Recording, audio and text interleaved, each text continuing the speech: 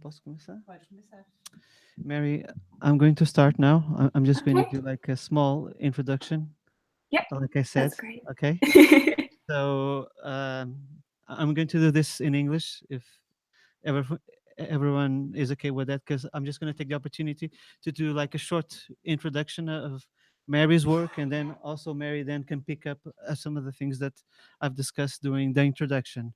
So Mary Thompson is a senior lecturer at the Lincoln School of Film and Media. For those of you wondering where Lincoln is, it's straight out of Wikipedia. It's a cathedral city and county town of Lincolnshire in the East Midlands of England. Her research centers on the affective, material, and gender dimensions of sound, noise, and music. She is the author of Beyond Unwanted Sound, Noise, Affect, and Aesthetic Moralism. I'm just going to take the opportunity just to read a little bit the release of the book, which I think also opens a window into Mary's work. Beyond Unwanted Sound is about noise and how we talk about it, weaving together affect theory with cybernetics, media histories, acoustic ecology, geopolitics, sonic art practices, and a range of noises. Mary Thompson criticizes both the conservative politics of silence and transgressive poetics of noise music, each of which position noise as a negative phenomenon. Beyond Unwanted Sound instead aims to account for a broader spectrum of noise, ranging from the exceptional to the banal, the overwhelming to the inaudible, and the destructive to the generative. What connects these various and variable manifestations of noise is not negativity, but affectivity. To paraphrase Mary and to kind of give you like a crude summary of her book, it's basically the idea of qualifying a sound as good or bad is always a contingent activity. I'm sure Mary probably talk a little bit about this more. She also co-edited with Ian Beadle the Sound Music Effect Theorizing Sonic Experience book, which consisted of a series of authors by Bloomsbury in 2013. She has also published a number of chapters and articles on the intersections of noise and femininity. Of course, we've already had the opportunity in our reading group to have a look and discuss her paper Whiteness and the Ontological Turn and Sound Studies. Mary also runs the Extrasonic Practice Research Group. Extrasonic Practice are a group of scholars and artists from the University of Lincoln who work with sound in multiple contexts and configurations, playfully and knowingly reappropriating the abbreviation from its origin, extrasensory perception. ESP is a response to the growing prevalence of sound within various disciplinary contexts. The extra of the group's title points to sound's connection to and overlapping with other media, sensory phenomena, and theoretical concepts. It also alludes to the difficulty in drawing a clear distinction between the sonic and the vibrational, the heard and the felt, audibility and inaudibility. In May 2017, this group, alongside Mary herself and the artist researcher Annie Go, organized the Sonic Cyberfeminisms Conference. And one of the questions of the conference was, where is the feminism in Sonic Cyberfeminisms? Without further ado, let me say hi to Mary and pass her. Hi, thank you. Thanks for that lovely introduction. It's always amazing how other people can introduce you in ways that seem so much more thoughtful than perhaps how you introduce yourself. So thank you so much for joining me on Google Hangouts. I really appreciate it.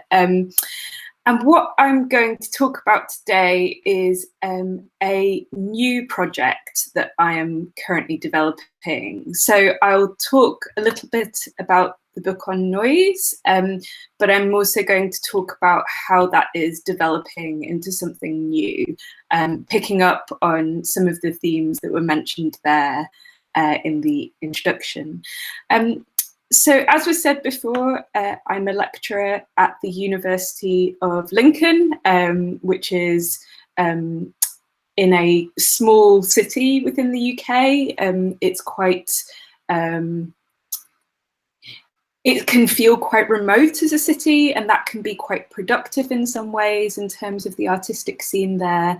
And that also brings with it certain challenges as well.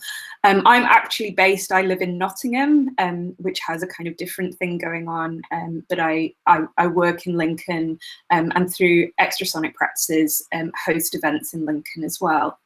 And in the School of Film and Media, I teach on the audio production, media studies, and MA in media and culture programs. And I mention this because I think it's a really helpful way of perhaps reflecting my lack of disciplinarity or my lack of discipline.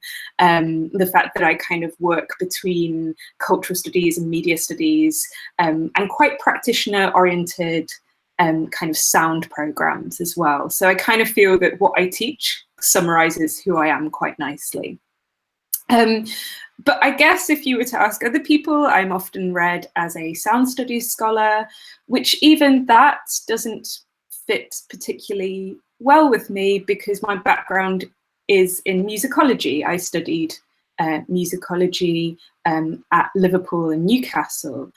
So I kind of feel situated in between lots of different labels, and that will probably become apparent as I talk a bit more about what I'm currently working on. I also have some background as a practitioner. My background is as well, partly as an oboist, and I'm currently quite interested in exploring using oboe and experimental sound making.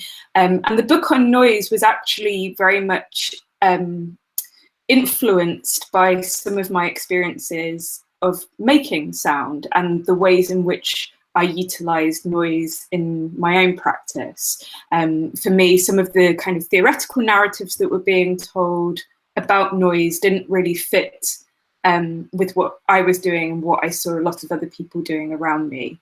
So that was partly where the interest in noise came from, was through practice. So before I start talking a bit more specifically about my more recent research, I thought I would outline what might be described as my standpoint. So this was something that came up in the email exchanges that I had when organising this event, was thinking through who I am as a scholar. So I guess there are a couple of themes that I'd like to draw attention to that kind of unify what I have worked on previously. One of them is to do with affect and the affective dimensions of sound. And one of the things that I think is important to flag up is that when I talk about affect, I tend to use a definition coming from the work of Baruch Spinoza, which is less to do with emotions, which it tends to be treated as the same thing as affect, and more to do with bodies, powers, and capacities. And one of the reasons that Spinoza appeals to me is because of the complex relations that his work allows. So for Spinoza, because of when he is writing, ontology, epistemology, physics, ethics, bodies, minds, and sociology are entangled without being easily reduced to one another.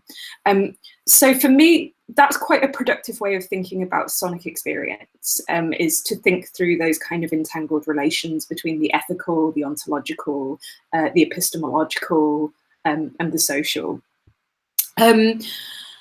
I'm interested in the questions that affect opens up about sound and other phenomena, but I'm also quite cautious against positioning affect as a kind of fairy dust kind of phenomenon, as it sometimes is. So there's sometimes this quite flippant treatment of affect where everything becomes affect, and all sonic experience is affect, and that becomes a sort of endpoint. I would say that I'm quite interested in how affect emerges in situ or in specific situations, and converging with what Spinoza might call social fictions. So social fictions are similar to the idea of ideology, the idea of fictions that perhaps organize a society. I won't go too much into this, but generally speaking, I'm interested in how affect can affirm things, as well as perhaps open up spaces for them to be otherwise. And I'm going to be talking about how affect affirms things shortly. And so the book on noise and affect that was referred to earlier, for this, I used affect as a means of disrupting the correlation between noise, unwantedness and badness, and critiquing what I referred to as aesthetic moralism. And I still find this aesthetic moralism quite prevalent in certain acoustic ecological discourses, and sometimes within sound art and sound studies more generally. I'm kind of interested how aesthetic moralism gets through the back door. And by aesthetic moralism, the way in which I refer to this, it's the conflation of noise with kind of negative affect, with kind of the diminishment of bodily capacity or harm more generally. And by proximity, the equation of silence or quietude, these two terms tend to be used in quite fluid ways. The equation of silence and quietude with virtue, goodness, and positivity and beneficial and kind of benefits to the human. So the idea that noise and silence are categorized by positive and negative affect, or positive and negative affectivity, is something that I seek to disturb and unpick. So one of the themes that I'm interested in my work is affect, and this is something that I'll come on to talk about more shortly. I'm also interested in how economic and identity structures go all the way down, I think is probably the best way to describe it. So this is about thinking about how gendered, racialized, and class structures go beyond representation. And I'm not, when I say beyond representation, I'm not positing representation in kind of straightforward opposition to something else, but thinking through how the politics of sound isn't just to do with who's visible in terms of making it. So much kind of feminist sound studies and music work has focused on questions of visibility, and that work is very important. But also thinking about how these issues go all the way down into the techniques of practice, into the histories of them, into how our technologies work, into how those technologies are distributed, and also into how we think about and theorize sound as well. So this was something, if you've read the piece on whiteness and the ontological turn, this was where my thinking was with that. How is it that seemingly neutral discourses around sound, or seemingly beyond identity discourses, are in fact entangled with particular standpoints and particular perspectives, even if they don't necessarily acknowledge those. And you might be interested to learn there's been a kind of response to that piece fairly recently, where someone, Christoph Cox, whose work I critiqued in that piece, he has responded seeking to sort of defend his position, and that's now in Parallax. So I guess those two things kind of characterize where I'm at with my work, is thinking through sound's relationship to affect, but also thinking about sound's relationships to social, economic and identity-based structures as well. So how is that manifesting now? Well, I currently have 3 research projects, one of which I'm going to talk to you about today. 3 seems like a ridiculous number of research projects, and yet here I am. The first is a project looking at tinnitus and the arts, which I'm currently collaborating with a sound artist on to try and get some money in order to do that project. And that's a project thinking about how experiences of tinnitus perhaps complicate or disrupt some of our common sense thinking around sound, listening, good and bad sonic environments. So in some ways, that's a continuation of the critique of aesthetic moralism. It's also thinking about how tinnitus challenges some of our perhaps normative understandings of listening. There's lots of ways in which listening is held up as virtuous in particular ways. And I think that tinnitus raises lots of questions around how we talk about embodied listening and what values we attribute to that. So that's one project that I'm working on. The second, which was mentioned earlier, is a collaboration with Annie Go, which is called Sonic Cyberfeminisms. And for this, we're thinking about how feminist discourses or cyberfeminist discourses from the 80s and 90s might relate to the sonic and what kinds of questions those things might promote.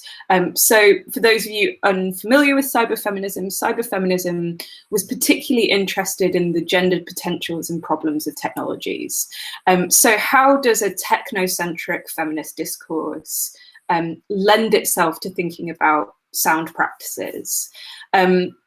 My own relationship to cyberfeminism is quite critical, and we're also interested in how the problems with cyberfeminism, or some of the perceived problems with cyberfeminism, manifest themselves in kind of contemporary activism around sound and music technology, contemporary feminist activism around sound and music technology. So we're interested in thinking through both the potentials and problems with cyberfeminism in relation to the sonic. And thirdly, the project that I'd like to talk about today is to do with the idea of reproduction and sound reproduction. So if my previous book was about kind of expanding and extending the concept of noise, this next project is about extending and expanding the concept of sound reproduction. For this, I'm interested in the relationship between sonic, social, and sexual reproduction. And so, as will hopefully become clear, what I mean by reproduction means several entangled things. So partly, I mean the technologies and techniques of sonic reproduction, so the medium and material processes of mediation, such as computers, cables, wires, discs, records, microphones, hard drives, and so on. You know, these are mediating technologies and enable sound to be reproduced. I'm also interested in some of the kind of mythologies, sort of realist mythologies around sonic reproduction as well, the relationship between kind of live and recorded sound, and also the discourses around fidelity as well, and hopefully that will become clear shortly. So quite a technical understanding of sound reproduction is present here. But I also mean reproduction in a Marxian, or more specifically Marxist feminist sense. And this reproduction is the reproduction of social reproduction. And why I'm doing this is because I hope that it opens up some questions for feminist approaches to sound and music. And this is something that, you know, my work is very much motivated by. So I'm thinking through, again, you know, if it's not just about questions of representation, how do these things go all the way down? And I think the term reproduction in relation to sound is one of the sites where we can open this out. So if this is slightly fragmented and a bit rambling, that's because it is at the moment. This is kind of new work that I'm kind of developing. So how does this relate to what I've previously done? Well, I've already suggested that the previous book was about kind of unpicking the idea of noise. Well, I've also explored how mediation in relation to noise is both feminized and noisy. And there is a connection between these two things. So this kind of project builds upon that connection between noise and femininity. It also marks a shift in my work, I think, from a focus on affect in the kind of Spinozist idea of capacities to affect and be affected towards affective labor.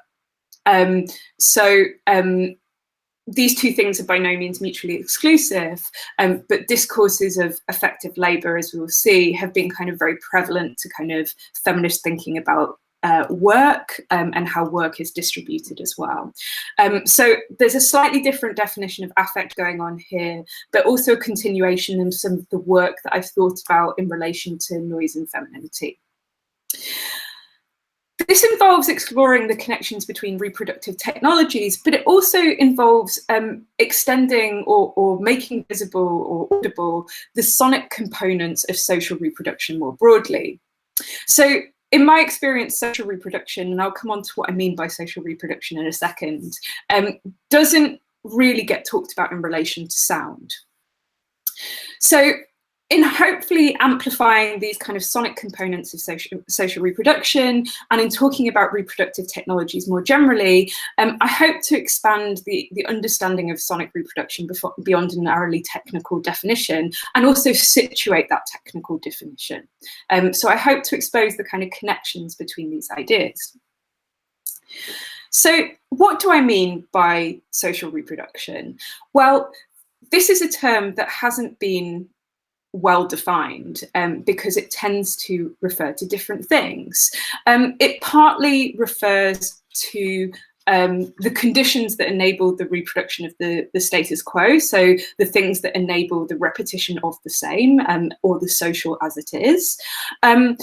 It's also been used to refer to reproductive labour. And this reproductive labour is often associated with things like homemaking, care, emotional labour, child rearing. And these things have often been, historically speaking, gendered and also racialised. I'll come on to talk a bit more about social reproduction shortly, but the idea is forms of labour that enable maintenance and reproduction of social conditions. And that's how I'm kind of using the term here. So for me, there are three key points of intersection that I want to pick up on, and I'm going to give examples of here. The first being of reproductive techniques, the second being of reproductive work, and the third being of reproductive subjectivities. So these are the three arenas that I want to talk about sounding reproduction in relation to. So to start with reproductive techniques, in this I'm partly inspired by Zoe Sophia's work on container technologies. And Zoe Sophia wrote this remarkable essay, it's quite an old essay now, talking about the relations of production and reproduction in relation to technologies. And she talks about the idea of containment as a kind of feminized dimension of technologies.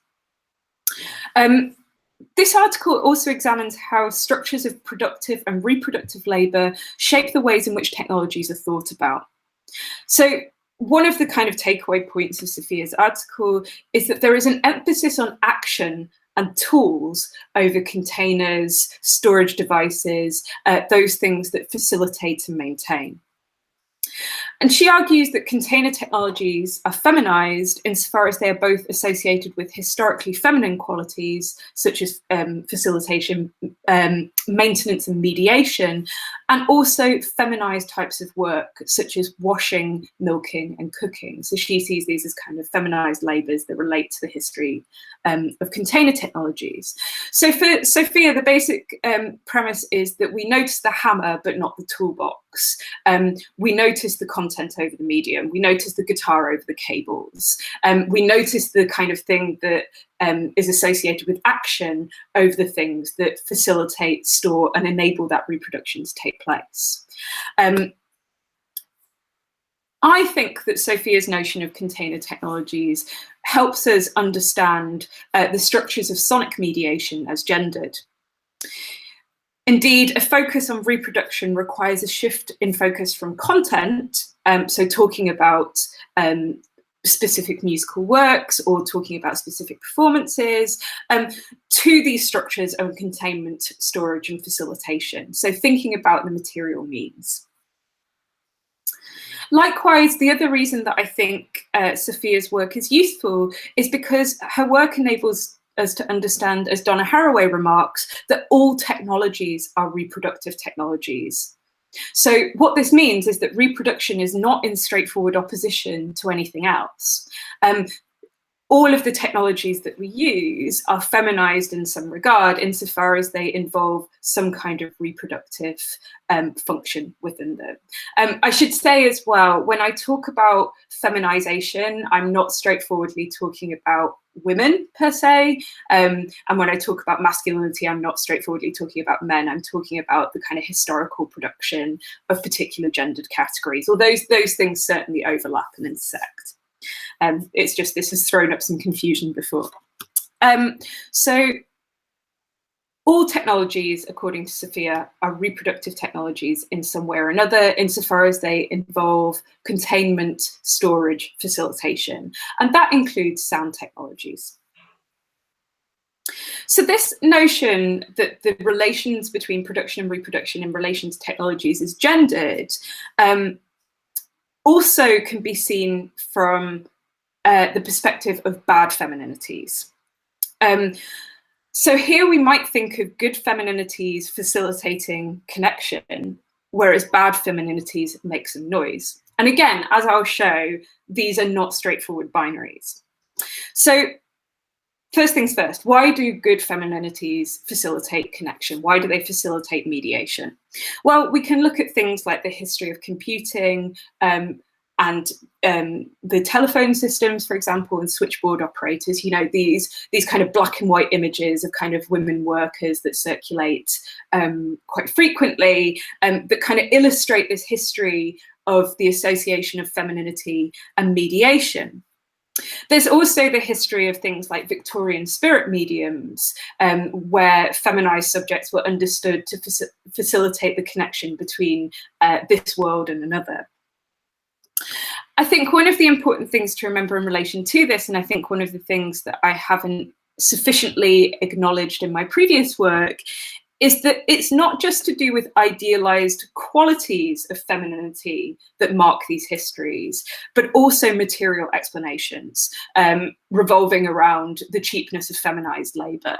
So while kind of the expertise of the feminine provide a kind of useful explanation for switchboard operators, there are also kind of material conditions that are feeding into those labor distributions. So these things, the kind of ideals of femininity and also kind of questions of material distributions of labor reinforce one another and are used to reinforce one another. I also think that we can hear these histories of feminized mediation in the feminized voices of Siri, Alexa, and other kind of assistant technologies. And again, you know, if a spirit medium was about connecting between this world and another, feminized computerized voices are about mediating between ourselves and our desires and the kind of infinite realm of information that is the internet. And again, we have this kind of idea of facilitating connection, of being able to create the conditions in which you are able to find this information. So the idea that femininity has a close proximity to mediation has a long history and still a prevalent history as well. But as I discuss in my book on noise, all mediation is noisy. The dream of noiseless communication is an ideal. And this is something stemming from the work of Claude Shannon and Warren Weaver, who in the 1940s illustrated that the presence of a material medium meant that there was always some transformation to the signal, and therefore the signal was always affected by noise in some way or another. So all mediation is noisy. All we can hope for is the minimization of that noise. And where good feminine connection minimizes noisiness, it kind of facilitates and contains in an effective way. It does so without glitching or producing errors. Bad femininity maximizes noise. It's too noisy, too inefficient, too disruptive.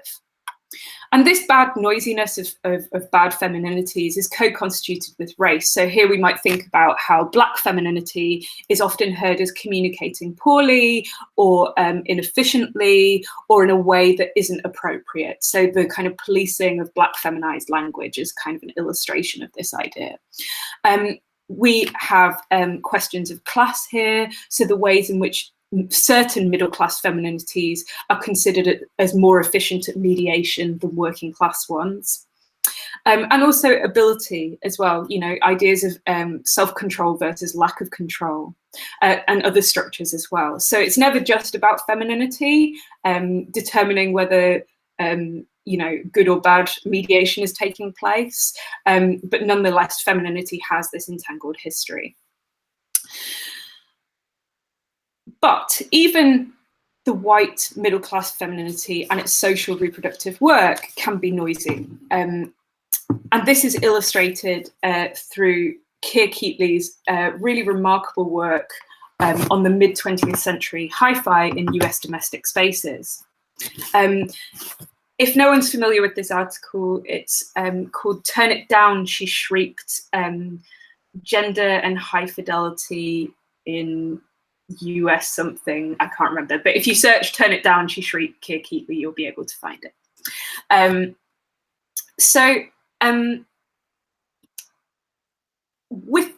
this article, Keatley shows that in these spaces, feminized voices and the voices of children result in a literal decline in fidelity. They are a source of noise that ruins the transcendental listening experience.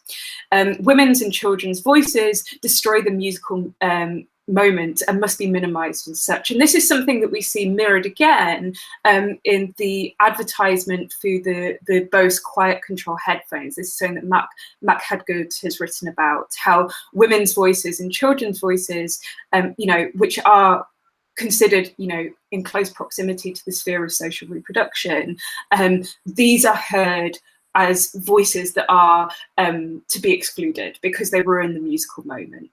So we have contemporary examples illustrating this as well. And again, these subjects are often racialized as well. So there are particular foreign voices here that are heard as particularly disruptive.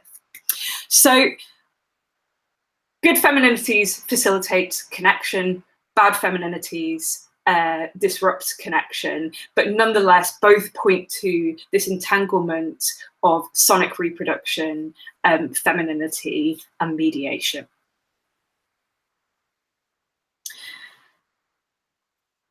So as I said earlier, sound and oralities are prevalent within, but often are unacknowledged in relation to what we might call reproductive work.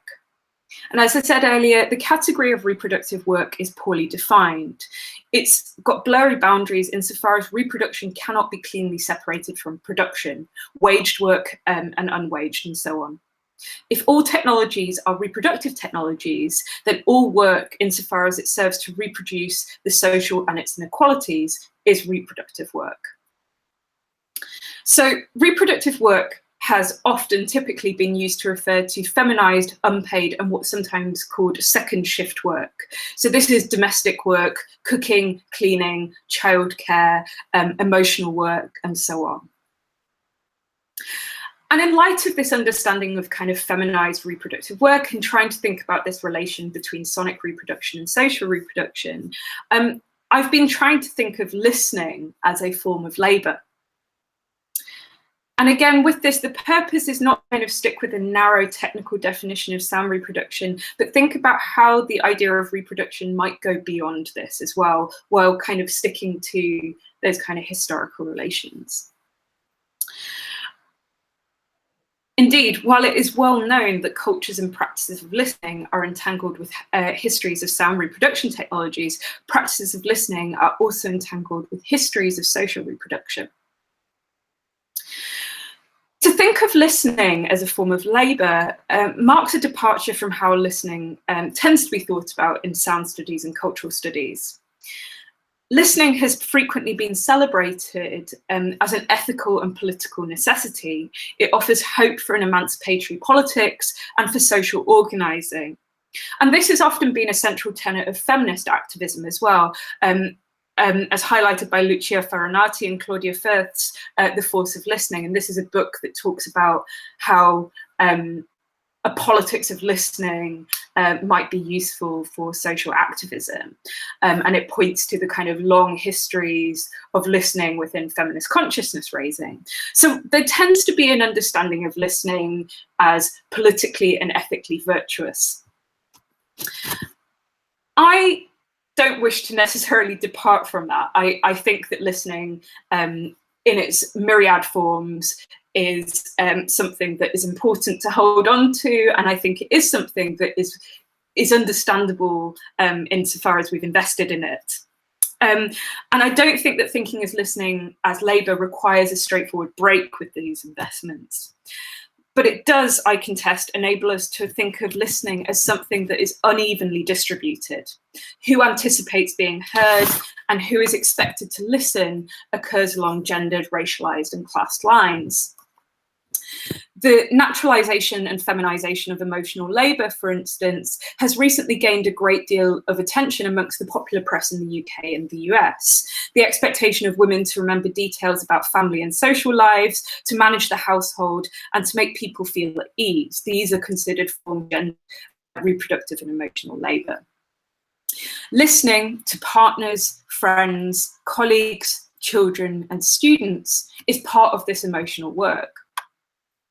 And it may take paid and unpaid forms. Counsellors, nurses, and company complaint handlers mark the professionalisation of this work. This idea of listening as key to reproductive labour or emotional labour is something that actually comes up in Arlie Horschild's The Managed Heart. And this is a book from the 1970s, which has been considered central to many of our contemporary understandings of affective and emotional labour. And much of it is focused on thinking through how affect and emotion work within the service industries. The kind of notorious part of this book is looking at air hostesses and the kinds of emotional work, feminised emotional work that they do as part of their role. But Horschild also notes quite briefly the role of listening within the sphere of social reproduction, insofar as social reproduction is understood often in relation to the domestic.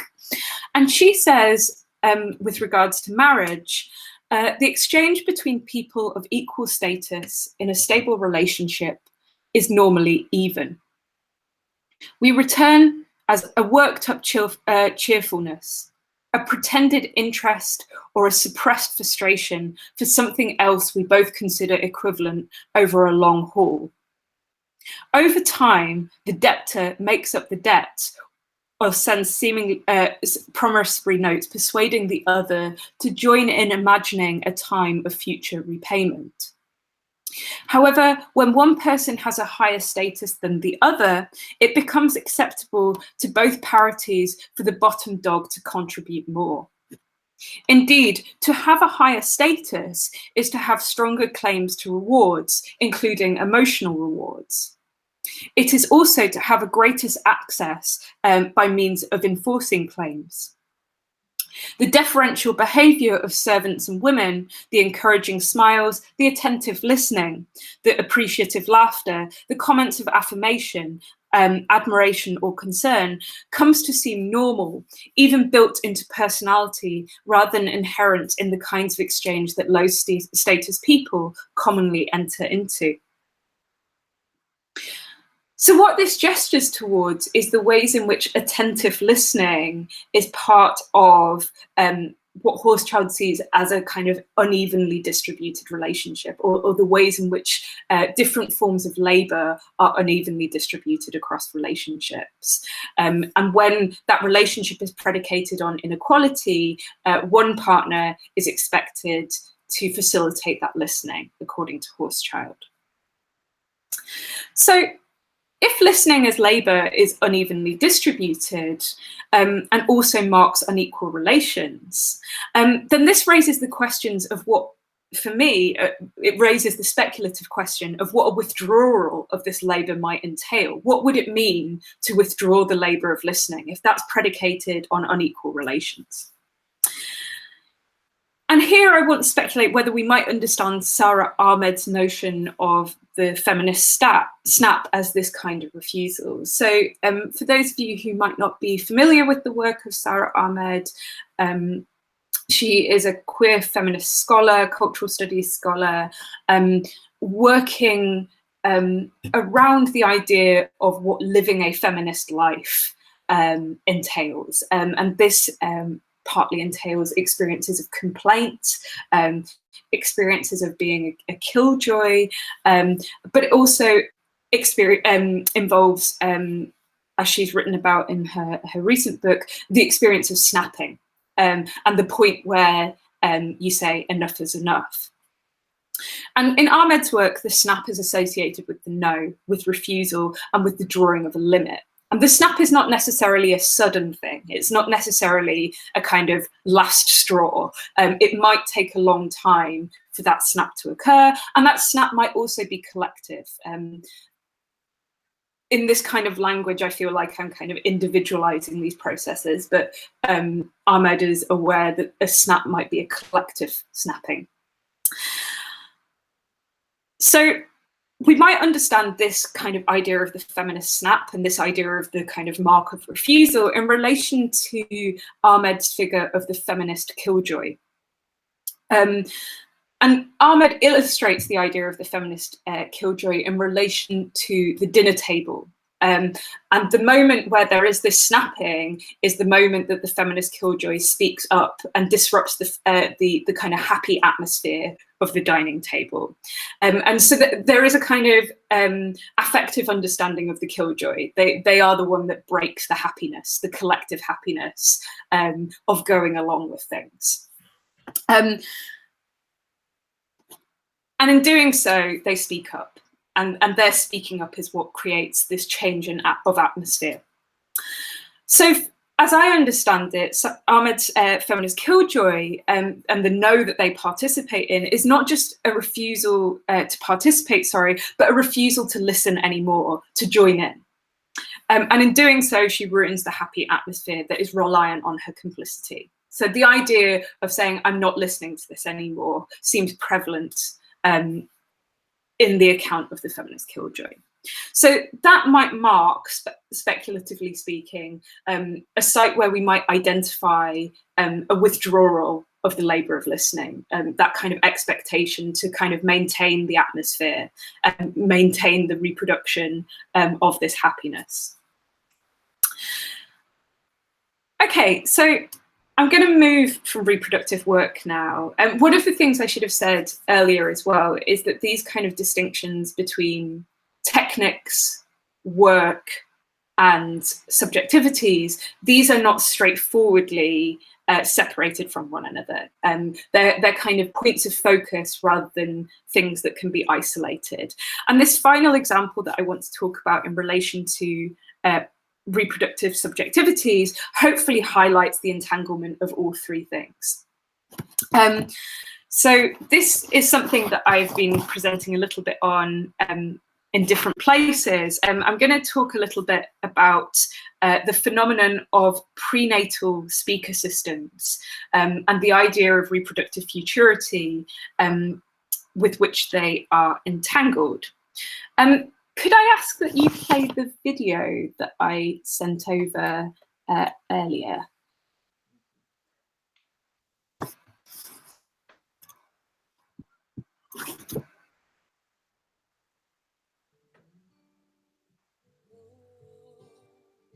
This carol is included in a very special concert by Soraya to welcome Christmas that a group of mothers and their future babies were able to attend.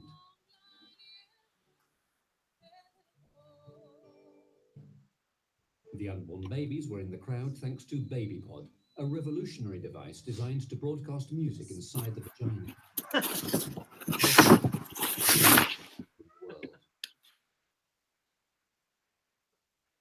Today, in this vaginal concert, for the first time, the fetuses have had the opportunity to quit the soundproof environment they live and listen to Christmas songs.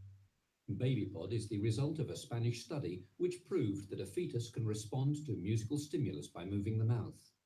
In addition to stimulating the embryo's development, the device is useful in different ways. Gynecologists were used to see the fetus as a passive subject, but now with BabyPod, we have seen that we can wake them up and reduce the sessions shorter to complete by inducing fetal movements. We are all excited about the potential of BabyPod on the screening of fetal deafness and on early neurological stimulation. For the mothers, this show was a whole new experience that allowed them to feel and share the songs with their unborn babies. Well, actually, it was the first time I experienced something like that. It was really amazing. It was unique. Soraya, the singer, undoubtedly won't forget this show. I've never been performing for such a very special show. This is coming, they were ready. They were really excited to see what happened with their babies inside. I'm coming on behalf of a future mommy, because one day I would like to have a baby too. So it's a great opportunity just to see what is happening with the therapy of the music. And it's been a very special day, a very special show. One of these days that I'm gonna mark into my timetable, my calendar. So very special. BabyPod is safe and easy to use. It is placed like a tampon and connects to the smartphone. It is a revolution in gynecology.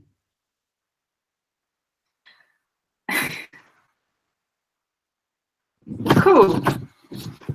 Can you all hear me again? Yes, we can see you. Cool, great. So that was probably a better explanation of BabyPod than I could have given you.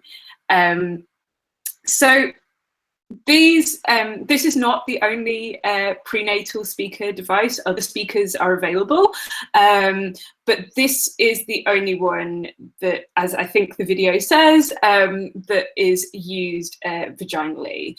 Other devices tend to use a belt speaker system. So with the tagline, "Music is life," BabyPod claims to stimulate vocalization of babies before birth, helping to develop their communication skills in the womb. While I am skeptical of a number of claims that are made about both music and fetal listening by the BabyPod company, this in many ways marks an extension of the Mozart effect thesis. The speaker systems are predicated, I think, on creating the right kind of future subject. And why am I mentioning this? Well, with BabyPod, we get to see the kind of entwining of sonic reproduction through the speaker technologies, social reproduction through the idea of facilitation, of kind of creating life and creating the conditions for life, and the kind of reproduction of the social through that, and also sexual reproduction through pregnancy. We get this kind of entwining of three different understandings of reproduction. And these technologies are imagined to enable future children to begin developing cognitive skills earlier than before. So the website, The Pregnancy Zone, for example, asserts under the subheading, "Because your baby deserves the best chance of success," that uterine sound systems give your baby the advantage he or she needs by helping them learn even before they are born. In other words, these devices, via sonic reproduction, enable investment in the infant prior to birth. I just want to flag up, it's important to recognise that there are important metaphysical and ethical questions that should prevent a straightforward conflation of fetal life with the figure of the child. Nonetheless, many uterine sound systems and the discourses that surround them conflate not only the fetus with the infant, but the pre-born child with the future adult. Thus, just as the separation of the leisure of childhood and the responsibility of adulthood is so often appearing under threat, so too is the separation between prenatal and postnatal development. Indeed, the advantage in the pregnancy zone description is instructive. What precisely are unborn infants gaining an advantage over? The implication, it would seem, is in a hyper-individualist society of winners and losers, it's never too early to prepare for a competitive future.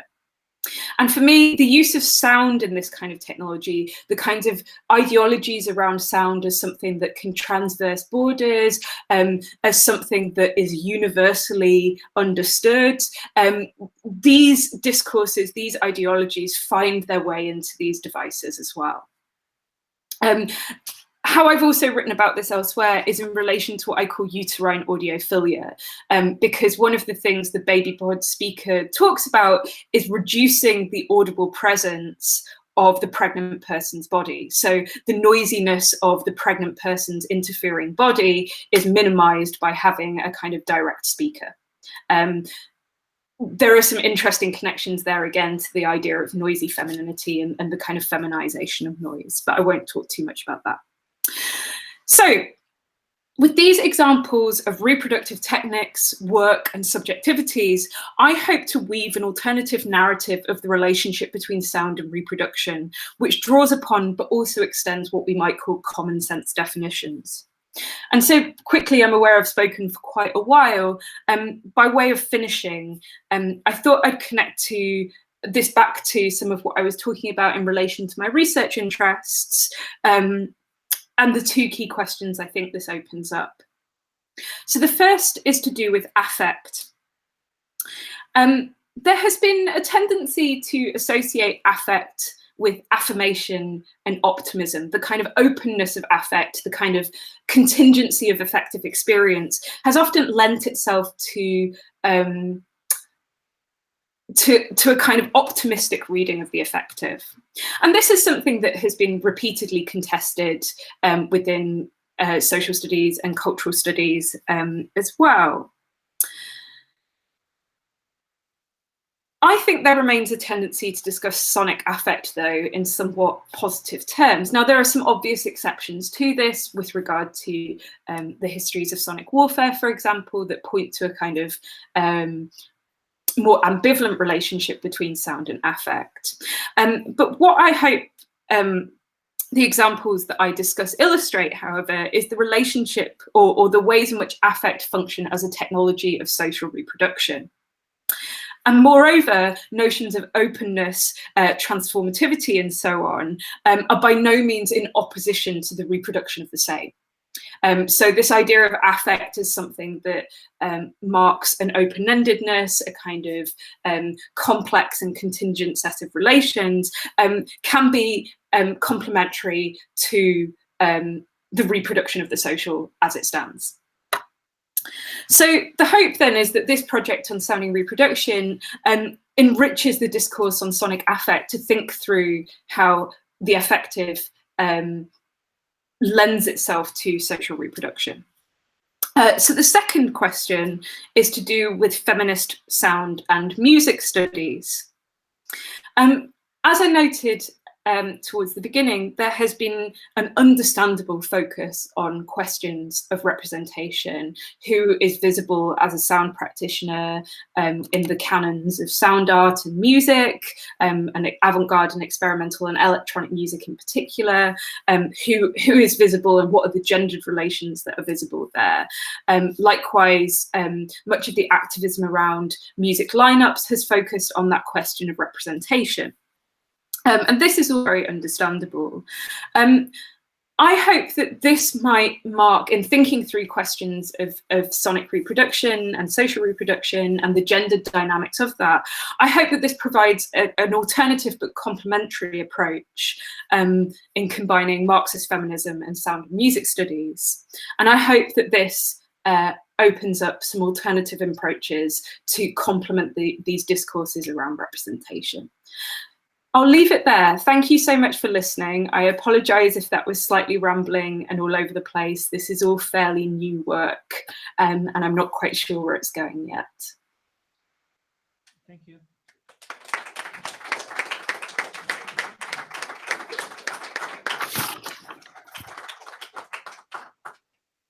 We'll move we'll move on to questions, Mary. Cool. Does anyone have a question to Mary right off the start? Anyone wants to? They want to ask the question in Portuguese, and then I can try to translate. That's also fine.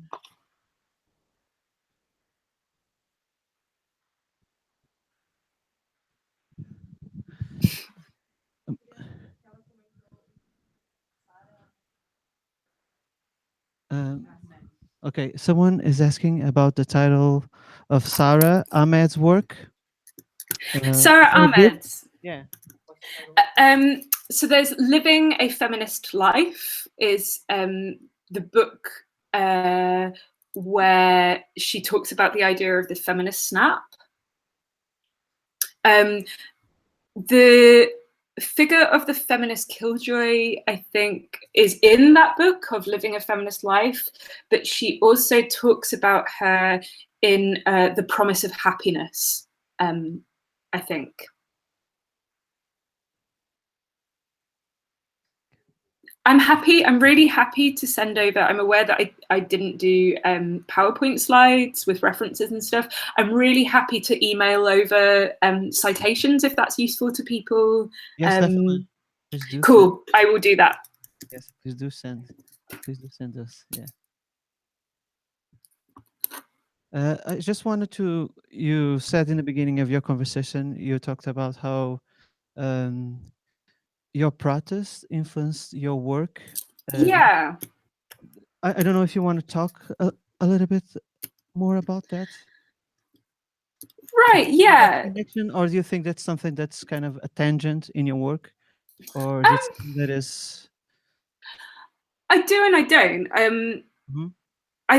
I've never identified as a theory practitioner necessarily, or my practice has often been quite separate from my academic day job, I guess. I've tended, that's not strictly true, but I tend to kind of keep my practice or kind of my involvement in practice on the side of things. But at the same time, I found myself writing about noise, partly because I was interested in noisy practices of making sound and music, but the ways in which I thought about noise in relation to performance and practice didn't really match up with these kind of very grand narratives of noise as something kind of overwhelming and shocking and sublime. You know, that was never the kind of,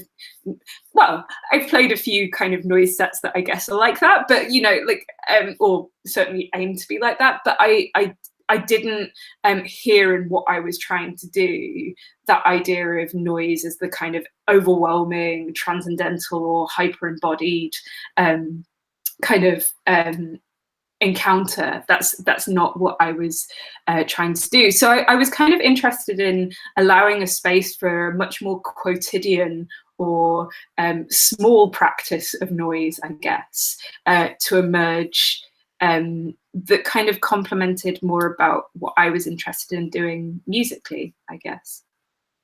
Does that answer that question? Yes, Mary, definitely. There's a question here from Rogerio. He's going to come closer. Hey. Hey, hi. Hi.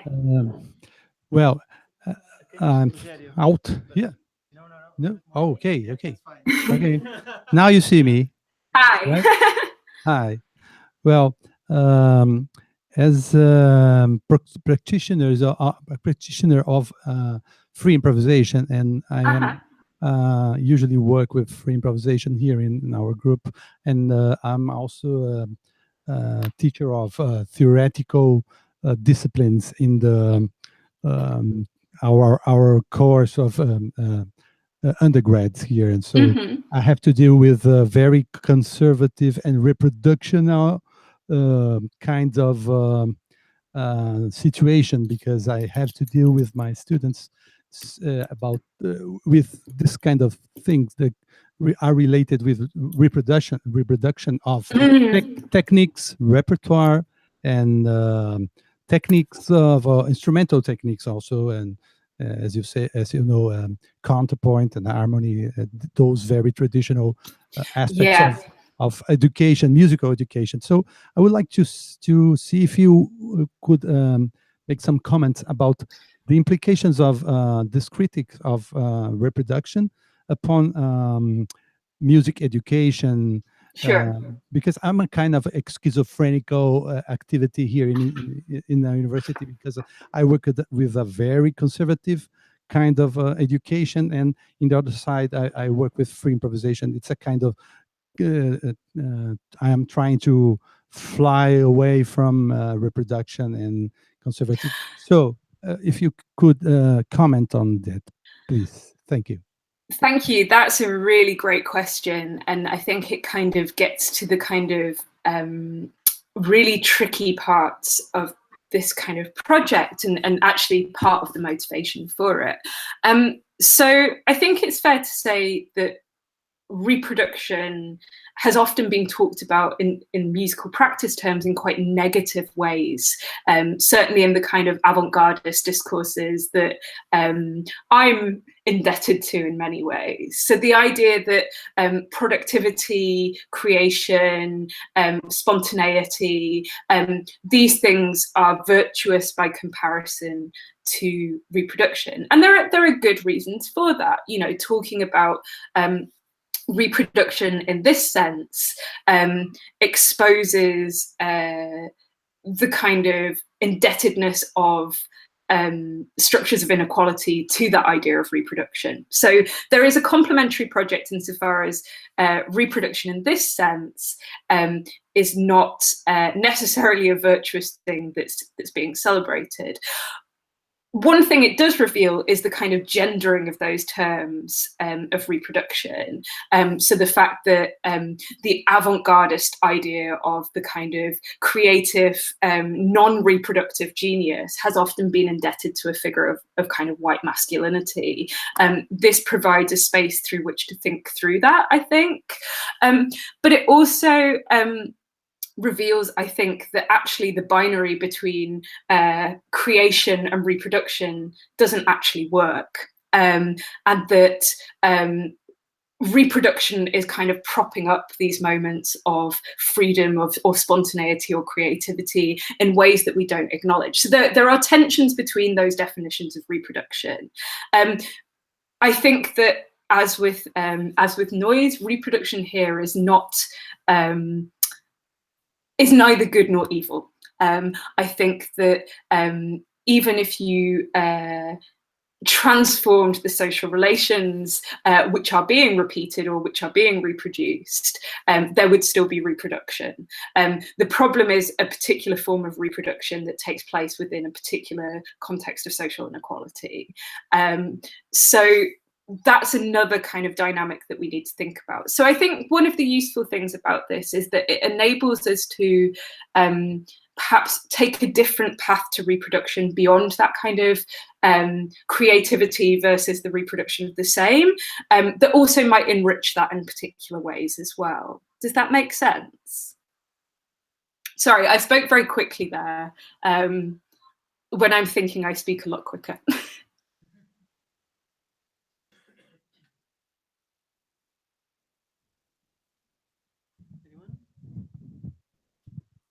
Mary, I have another question for you. I guess you talked about a reproduction and a series of things that go into that process: social, economic, labor. Particularly, you mentioned about the idea of the possibilities of listening, but also not listening within that particular kind of narrative. Sure. But I was wondering if the reproduction of otherness is also kind of a mechanism that crisscrosses all of those ideas that you've spoken about, because I think you talked about the idea in a quite, I think, binary way of listening as a social transformative way, or not listening also as a political action. But I was wondering, for those things to happen, the basic conditions of audibility, of humanness, need to be met. And Sure. of course, you've written about this in your own work. There are conditions where that subjectivity is not even met, where my humanity is not recognized. So I was wondering if that is something that you're going to approach also in your work? Yeah, sure. So this is kind of this is where I'm slightly more critical of some of the discourses on emotional labour, where there is the kind of question of what subject is assumed to partake in these kind of uneven distributions of emotional labour, and where is the exception in this? Where is the kind of state of authority that kind of doesn't fit with this narrative? Because I certainly think that there is this. One of the most striking kind of, I mean, this, I am coming back to listening, but one of the really striking accounts that I've read of this is Angela Davis's accounts in Women, Race and Class of domestic relations under slavery, and she says that, you know, there is this this situation where the kind of unevenness of the home as understood through white femininity doesn't apply in the same way in this kind of condition of slave life, where the domestic and private sphere doesn't have those same relations of gendered inequality. So you're absolutely right to point out how alteriety and otherness shapes these discourses around the uneven distribution of emotional work. The idea of, well, who is listening anyway, and who is even audible, I think feeds into this actually. And I think that one of the kind of tensions that I think is with the kind of politics of listening that I was referring to earlier, the idea that there is this kind of emancipatory politics of listening, is that it tends to assume someone can already be heard, or something can already be heard. So there's lots of stuff on kind of listening to the non-human now, and the idea that an ethical or political kind of consciousness will arise from that as well. In terms of the relationship of labour, I think it's really important to ask, where are the limits to this? When is listening not labour? When is it not understood in these kinds of relations? And that, I think, is where some of these questions about racialized distribution comes. In terms of kind of alteriety and listening as well, I'm really struck by the kind of contemporary discourses we're seeing around free speech and the expectation to listen but not necessarily speak in response. So if we think about the kind of policing of racialized action by response or in response to certain types of speech, this kind of marks, again, this uneven distribution of both speaking and listening. And my understanding is that the unevenness of speech has been spoken about before quite a lot. The idea that one may be may have a voice or not have a voice, but what we less or what's less talked about is the uneven distribution of listening. I think the idea that who is being listened to and by whom is also unevenly distributed. I don't know if that answered anything.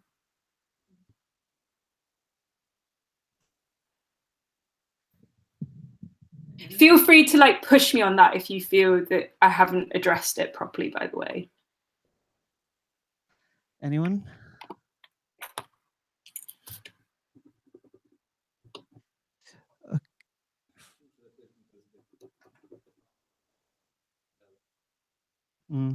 Fernando is mentioning if you would like to talk a little bit more about your research group, Extrasonic Protests. What are your plans with the group? Sure. Yeah, so this group, it's a small group of colleagues from the School of Film and Media. It's not, and also some colleagues from the School of Music at Lincoln. It's not, how do I put this? It's not simply sound artists or people working even primarily with sound. There are people involved who are film scholars, for example, who have an interest in the voice in film. There are people who are filmmakers or film curators who have a particular interest in the relationship between the sonic and the visual. So not everyone is coming from the background of kind of music or sonic arts, although some of us are.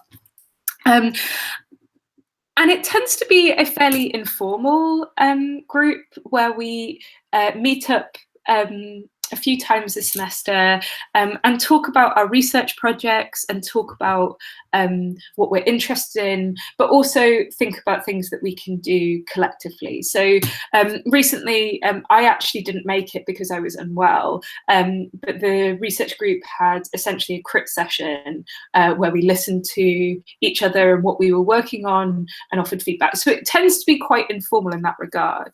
We've also been involved in putting on some events in Lincoln that explore or kind of revolve around extrasonic performance, I guess. And by extrasonic, we mean that they involve sound, but they might sound might not be even the primary medium. So that's involved film screenings, it's involved sound installations, it's involved performances, it's involved interactive kind of listening events. You know, so there are different ways in which that theme has been approached, and we're looking to hold another one this September.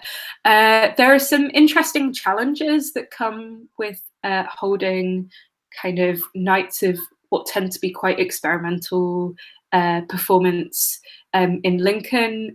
We tend to host them in a local church. It's the oldest church in Lincoln. Thankfully, the Reverend there is very open-minded and very keen for different people in the community to use that space. We're quite keen for it to be away from the university and held away from the university. And generally speaking, things have been quite well attended, which has been really nice. I think there are advantages to holding things in small cities sometimes. You tend to get quite a dedicated audience in my experience. So yeah, the research group is kind of a mixture of people with kind of various interests in sound, but tends to be quite broad in terms of how those interests manifest. And as you mentioned earlier, we held the Sonic Cyberfeminism Symposium in May last year, and I led on that, but with Annie Go, but my colleagues were integral to that kind of running and being organised and things like that, and kind of gave a context for which that event took place as well. So it's not something that is super formal, I guess, and not as well established as your kind of group, but it's something that's developing for sure.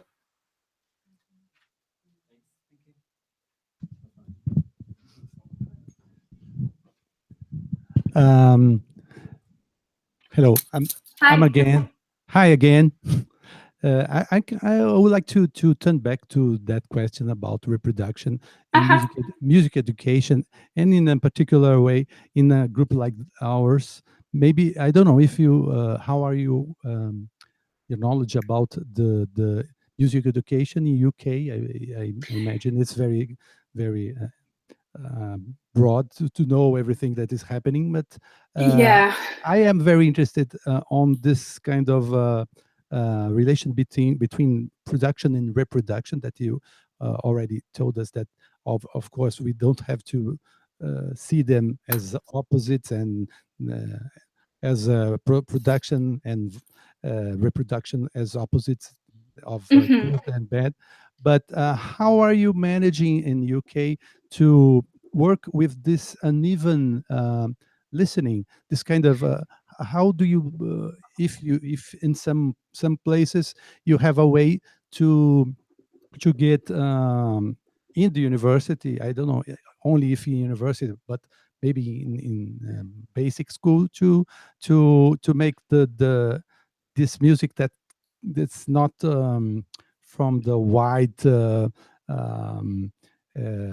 male, and you know the explored depressed come into music education, and how do you manage if you know of initiatives in this kind of, because it's something that we try to be very reflexive about it, but it's kind of difficult because as you can see maybe here we are all white, and in Brazil it has a huge black population that is very hard for us to get in, well, I don't know if you understand my question is very complex maybe. No, I totally understand. There is a whole, sorry, I'm gonna do the cop out and be like, everything is very complicated, but there, as I understand it, there are a whole host of kind of social and economic forces that kind of result in the kind of racialization of music classes in the UK. There was a recent study done in a UK context around music and music technology by Georgina Bourne, amongst others, that found that at degree level, the vast majority of people on music technology programs tended to be men, but that there was, I think this is correct, that there was more likely to be more racial diversity in those programs and students from lower socioeconomic backgrounds, whereas music programs, which tend to be the kind of more conservative education programs, had more, at undergraduate level at least, had more gendered balance, but were predominantly white and middle class, was the kind of finding of these programs. In terms of the musical content of education programs and how you prevent the reproduction of the same over and over again, practically speaking, that is complex. I think that the UK, as I understand it, the music syllabus is still very conservative at school level, so there is still very much an emphasis on proper music, so the idea of kind of the Western classical music tradition is still very prevalent.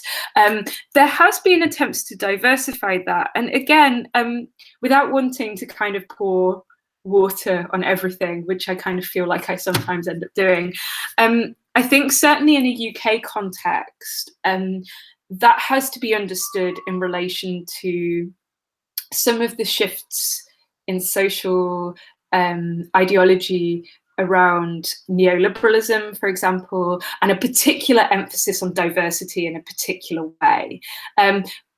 I don't know if that's over now, or I don't really know what's going on right now. We seem to be having certainly a backlash to some of those kind of ideas of diversity that we saw as quite prevalent in relation to neoliberalism. But I think that for those of us interested in how to kind of not reproduce the canon in the same way over and over again, I think that presents some also really difficult challenges. You know, how do we think about diversity in music education without just tokenizing, or without just including things on a very superficial or representational basis? You know, how do we make it go, as I was saying earlier, all the way down? You know, and I think for me, that requires us to look at the things that haven't necessarily been looked at as much before, like questions of technics, like questions of sonic philosophy, and how do these kind of inequalities get into those spaces as well. But on a practical level, there are a whole host of challenges, certainly in a UK context, that are preventing music education from being more diverse. And who was I thinking of might be really great on this? Anna Bull has written a really remarkable PhD. I really hope she's written some journal articles on it as well, on classical music education and the kinds of the messy kind of sociological relationships that reproduce inequalities of class and gender in those spaces in a UK context. So I really rate her work. I think it's great. So that might be of interest in some of these, in relation to some of these questions. Anna Bull. Can you give us Yeah, I will link her work. But yeah. already said that you were going to send like a document with all this. Yeah, but I'll make a note to send Anna Bull's work as well. No worries. Hi, Mary. Hey. Hello. Just to thank you for this. There are a lot of things that interest me, especially because my PhD was on noise, so Yeah. really in these kind of things. I was just, if you could, like, coming back to that social reproduction part, that it was very interesting. You mentioned three parts. One that is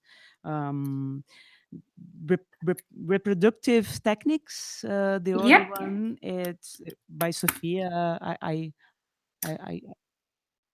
I right? And the other Yes. part, the third is like subjectivity. Yes. If you could come back on this part, I don't know if I lost something on this, especially this third part of subjectivities. Yes, just yeah. I mean, again, this is all kind of up in the air at the moment, and whether subjectivities is the right term. I had initially put brackets future subjectivities. I guess this is an interest in how sound technologies are entangled with the reproduction of the self, even when the self is not doing that reproduction. And I think referring to a fetus as a self is problematic, but I think that these technologies are definitely predicated on the idea of the future self. So another area where I'm kind of interested in this is in relation to kind of the kind of correspondence of kind of personalized listening technologies, and the ways in which particular ideas of subjectivity and the reproduction of those types of subjectivity are conditioning how those technologies work. But I won't say too much on that. But it's the idea that if social reproduction is about the reproduction of the social, to just kind of flip it, and if the reproduction of the social is about the reproduction of life more generally, then that also involves the reproduction of the subject in some way. So that's not a very great explanation of that, but that's where this idea of reproductive subjectivities is coming in. And again, the baby pod speaker, part of why I think it's so interesting is because it disrupts some of those common sense ideas of what the reproduction of the self is. You know, what does it mean when the reproduction of the self is not even taking place through individual choice? So yeah, those are some of the questions I'm interested in, and that kind of builds on quite a long-standing discourse around sound and affect, and the ways in which. So I'm thinking here of, for example, Tia Denora's work on music and everyday life, and the ways in which music is used to create or reproduce or reconstitute subjectivity. And I think that we see some of those dynamics in relation to these speakers, but kind of made horrifying, right? It's kind of something quite different to what Tia Denora is referring to. Does that help or answer the question? Cool. Anyone else? Okay, so just a final and very naive question for me, Mary, because I'm an optimist and I'm thinking about regarding a theatrical enterprise. Oh, sorry. And just a question regarding this particular theoretical enterprise. Do you think that you will include possible politics of resistance and reinvention to this kind of hegemonic process of reproduction? Is this something that you will pursue in your work? Sure. And one of the kind of sites where, so there hasn't been much written about social reproduction in relation to sound and music, certainly not in explicit terms. Where there has been quite a lot written about is in relation to contemporary art. So feminist contemporary art has often dealt with themes of social reproduction. And lots of those discourses kind of think about a refusal of the conditions of social reproduction. And I think one of the kind of, again, like the same with the question of listening, right? Of, you know, I'm not denying that I think that listening is something that is necessary. I think that emotional work is necessarily. I don't want to live in a world where nobody does emotional work and nobody listens. That is not the world that I want to live in. But the question is about how do we rethink the relations on which these things are predicated right now?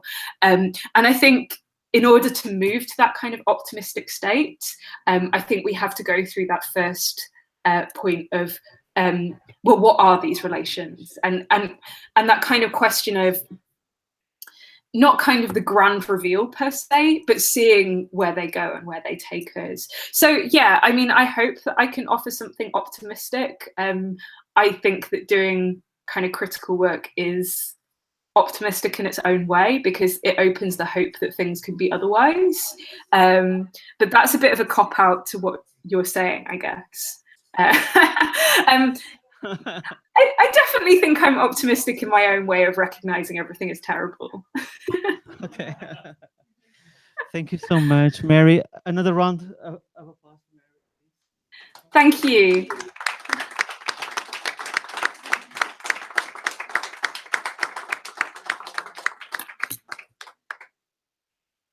Thank you for having me. Thank you. If you can send us that material.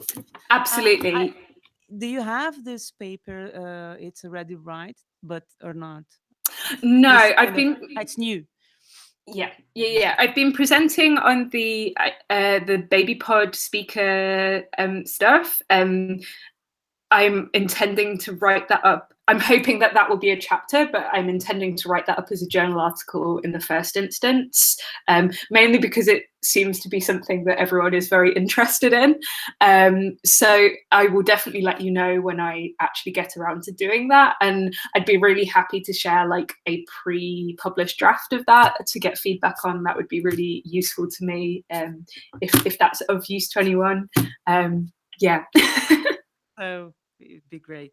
So Mary, Great. thank you again, and No problem.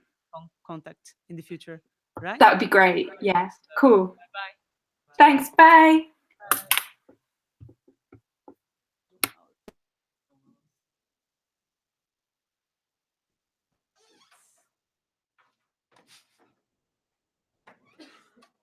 Ela vai.